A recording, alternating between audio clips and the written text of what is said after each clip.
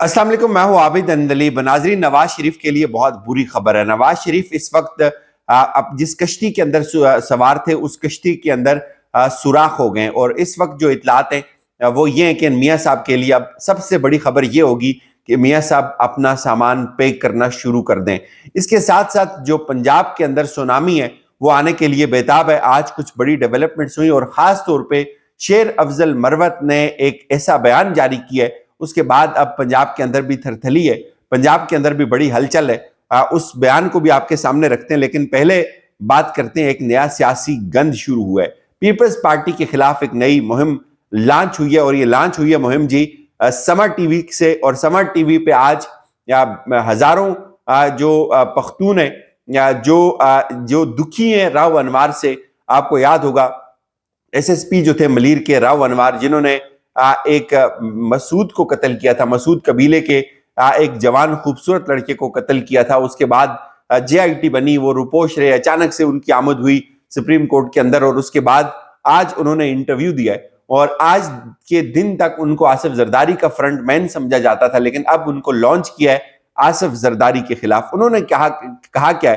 انہوں نے کہا کہ آصف زرداری کا کار خاص جو ہے مینیجر مشتاق، اس کے اکاؤنٹ سے بحریہ ملک کے جو زین ملک ہیں، ملک ریاض کے بیٹے ہیں، ان کے اکاؤنٹ میں 8 ارب روپے منتقل کیے گئے۔ ایان علی کی $5 لاکھ سمگلنگ کی کوشش کے دوران ایئرپورٹ کے سی سی ٹی وی کیمروں سے اس کو شناخت کیا جا سکتا ہے۔ وہ صدارتی پروٹوکول کی طرف جو ہے وہ ان کو آصف زرداری صاحب کی طرف سے دیا جاتا تھا، اور وہ کرنسی سمگل کرتی تھی۔ مشتاق کا کام سسٹم کی نگرانی کے علاوہ زرداری کی دوائی وغیرہ کا بھی بندوبست کرنا ہوتا تھا۔ آصف زرداری کراچی کے اندر جو ایک کراچی سسٹم جس کو کہا جاتا تھا، جس میں بتا لیا جاتا تھا، جس میں پیسے باہر بھیجے جاتے تھے، وہ اس کے ماسٹر مائنڈ تھے۔ مشتاق کو بچانے کے لیے بیرون ملک بھجوایا گیا، یہ بھی کہتے ہیں راؤ انوار، اور نثار مورائی کی اصل جے آئی ٹی وہ کہتے ہیں میرے پاس ہے۔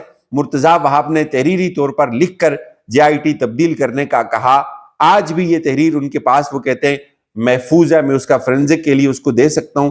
اور وہ ملک ریاض کا بتا رہے ہیں کہ ان کے اکاؤنٹ میں تقریباً 1300 ارب روپے جو ہے وہ پہنچے، ان کو مختلف طریقوں سے فائدہ دیا گیا۔ اب یہ لانچنگ ہوئی ہے جی آصف زرداری کے خلاف، بلاول کے خلاف۔ ممکن ہے یا ان کو سبق سکھانا ہو، یا اس کا یہ مہم ابھی تک سمجھ سے باہر ہے۔ ایک بات شاید یہ بھی ہو سکتی ہے کہ جو اس وقت شور مچا رہے ہیں بلاول، وہ چیز شاید ٹھیک نہیں ہے، ان کو کہا جا رہا ہے کہ آپ بھی چپ ہو جائیں، بٹ ایور جو بھی ہے۔ لیکن اب ایک نئی غلاظت اس لیے یہ شروع ہوئی ہے کہ ایک بندہ جس نے لوگوں کو قتل کیا اور سیدھی گولیاں چلائی ہوں، وہ ٹی وی کے اوپر آ کر اب انٹرویو دے رہے۔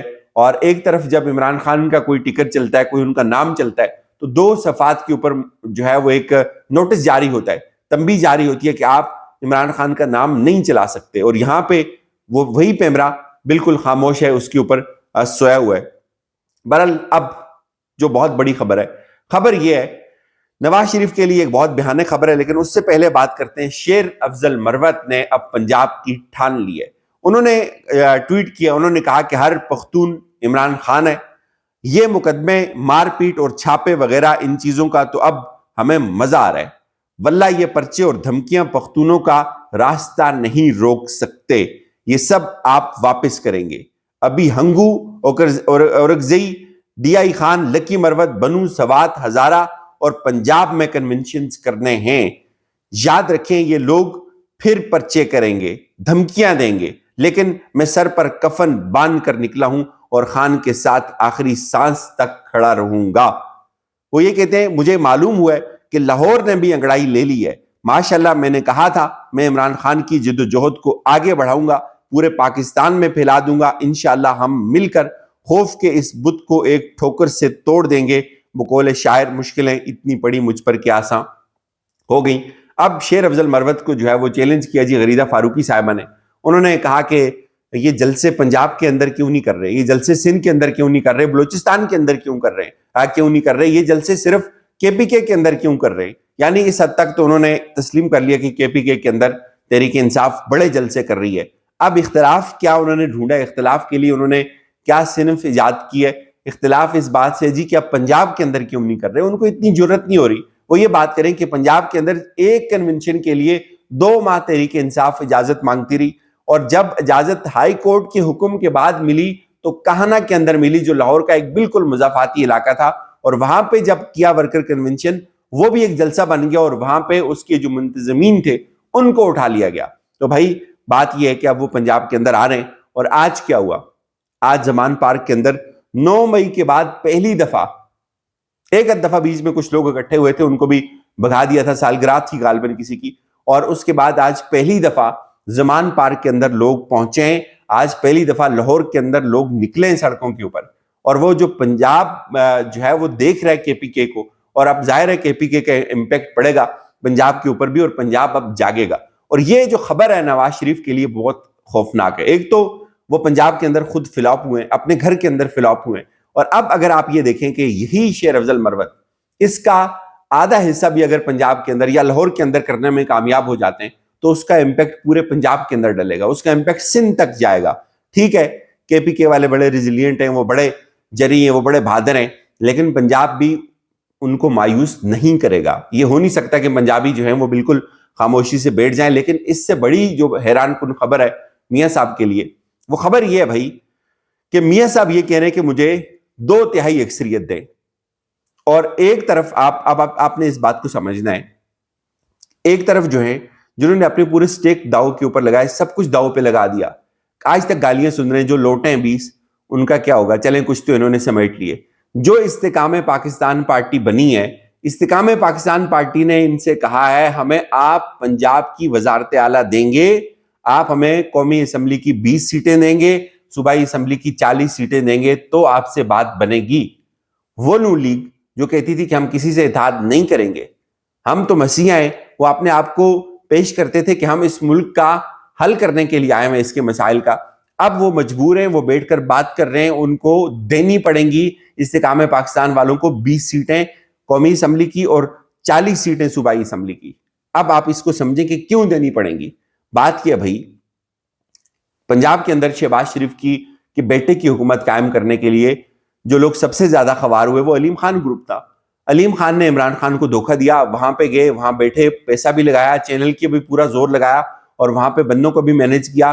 جہانگیر خان ترین تھا، انہوں نے پھر اس کے بعد پارٹی بنائی۔ اب یہ ہو نہیں سکتا کہ وہ پارٹی اتنا کچھ، اتنی خوارگی اٹھانے کے بعد اتنے چھوٹے سے جو ہے وہ اس حصے کے اوپر مطمئن ہو کر بیٹھ جائے، یہ ہو نہیں سکتا۔ ان کی ڈیمانڈ بھی پنجاب کے اندر کیا ہے؟ وزارت اعلیٰ ہے۔ وہ یہ مانگ رہے ہیں کہ آپ ہمیں وزارت اعلیٰ دیں گے پنجاب کی، آپ ہمیں 40 سیٹیں دیں گے، آپ ہمیں قومی اسمبلی کی بھی 20 سیٹیں دیں گے۔ ایک بندہ جو مانگ رہا ہے 2/3 اکثریت، اس کو گھر میں چور پڑ گئے بھائی۔ جس طرح وہ عوام کے مینڈیٹ کے اوپر ڈاکہ مار رہا ہے اور کمروں کے اندر بیٹھ کر جو ہے وہ سلیکشن کر رہے ہیں، اور آج ہی سب کو پتا ہے کہ کون وزیر اعلیٰ بن رہا ہے، کون وزیر اعظم بن رہا ہے، تو پھر الیکشن کا تو کوئی فائدہ نہیں ہے۔ لیکن پھر بھی وہ کہہ رہے ہیں کہ آپ ہمیں یہ دیں گے۔ یہ جو اقتدار ہے نواز شریف کے گلے کا توق بننے جا رہا ہے۔ دوسری بات سنیں، کے پی کے اندر کیا ہو رہا ہے؟ کے پی کے اندر بلاول نے کہا جی کہ ہمیں کہا گیا کہ کے پی کے جو وزیر اعلیٰ ہیں ان کا تو نام فائنل ہو گیا ہوا ہے۔ اچھا، اب آپ یہ سوچیں کہ پرویز خٹک جس نے اس عمر میں عمران خان کو چھوڑا، بے شمار گالیاں سنی، بے شمار تنقید سنی، سب کچھ گھر سے انہوں نے یہاں تک کہا کہ گھر کی خواتین بھی شاید ہمیں ووٹ نہیں دیں گی، وہ عمران خان کے ساتھ ہیں۔ کیا وہ پرویز خٹک، وزارت اعلیٰ اس کے پاس تھی عمران خان کے دور میں، کیا وہ اس سے کم پہ مطمئن ہوگا؟ کیا وہ کے پی کے کی وزارت اعلیٰ کو چھوڑ کر کوئی عام صوبائی وزارت لے گا، یا کسی اور وزارت کے اندر آ جائے گا، قومی اسمبلی کی کوئی وہ وزارت لے لے گا اگر وہ اتحاد کرے گا ان کے ساتھ؟ تو بات یہ ہے بھائی، ایک طرف نواز شریف کا مطالبہ ہے کہ مجھے 2/3 اکثریت دیں، اور دوسری طرف عالم یہ ہے کہ آپ نے کراچی کے اندر MQM کو مطمئن کرنا ہے، بلوچستان کے اندر باپ والوں کو مطمئن کرنا ہے، پنجاب کے اندر استحکام پاکستان کو مطمئن کرنا ہے، اور کے پی کے اندر مولانا کو بھی مطمئن کرنا ہے، اور پرویز خٹک کو بھی مطمئن کرنا ہے۔ یہ سب وہ لوگ ہیں جو بڑی بڑی اچھے اپنے ویل سیٹل مقام چھوڑ کے قربانیاں دے کے آئے ہوئے ہیں۔ یہ نہیں ہو سکتا کہ علیم خان اسی پرانی تنخواہ کے اوپر آ جائے تو یہ گالیاں لینے کا اس کو کیا فائدہ ہوگا؟ خٹک اسی پرانی تنخواہ کے اوپر آ جائے، اس کو یہ گالیاں لینے کا کیا فائدہ ہوگا؟ نئی پارٹی بنانے کا اس کو کیا فائدہ ہوگا؟ تو لہٰذا بھائی یہ 2/3 اکثریت تو بالکل ایک خواب ہے، ایک جھوٹ ہے۔ اب بات یہ ہے کہ کیا فائدہ ہوگا نواز شریف کو اتنی ضلالت اٹھانے کے بعد اس حکومت کو قبول کرنے کا، جس حکومت کے اندر ان کے ہاتھ میں کچھ بھی نہیں ہوگا۔ آج سے یہ خبریں چل رہی کہ ایک بڑی لولی لنگڑی اور ایک بڑی معذور اور ایک نحیف و نزار سی حکومت ہوگی، اور میاں صاحب تو کہتے ہیں کہ ہمیں پورا مینڈیٹ دیا جائے اور ہم بڑے بڑے فیصلے کر سکیں. تو میاں صاحب بھائی استحکام والوں سے زیادہ لاڈلا نہیں ہے، نوٹ کر لیں. میاں صاحب خٹک سے زیادہ لاڈلا نہیں ہے. خٹک نے اپنا پورا کریکٹر قربان کیا ہے.